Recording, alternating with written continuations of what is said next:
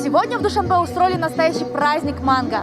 Пробовать самые разнообразные блюда из этого фрукта буду я, Элина Ким, ваша дежурная по городу. Пойдемте.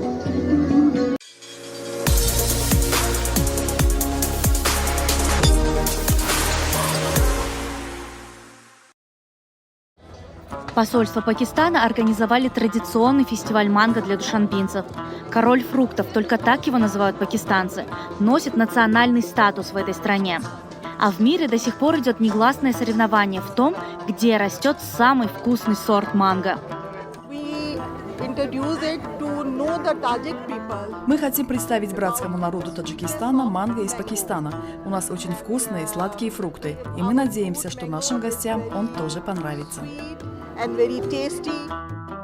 В Пакистане более 100 видов манго, и каждый уникален по своему вкусу и аромату. Здесь мы предлагаем самый популярный сорт чонса манго. Среди манго сорт чонса считается королевским за нежный сладкий вкус и тонкий аромат. Поэтому он подходит как для десертов, так и отлично сочетается с огурцами, зеленью и цветной капустой. Гости смогли попробовать 3 вида салатов, 4 десерта и молочный коктейль из манго. Фестиваль интересный оказался, да.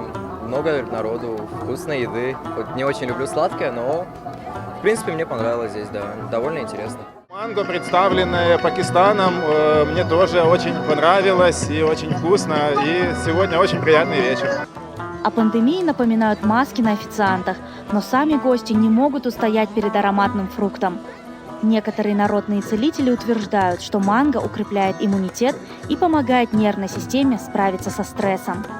В Душанбе пока еще теплая погода и пандемия идет на спад, а это значит, что ярких, вкусных и сочных мероприятий в столице будет больше. Однако помните, что ваша безопасность в ваших руках.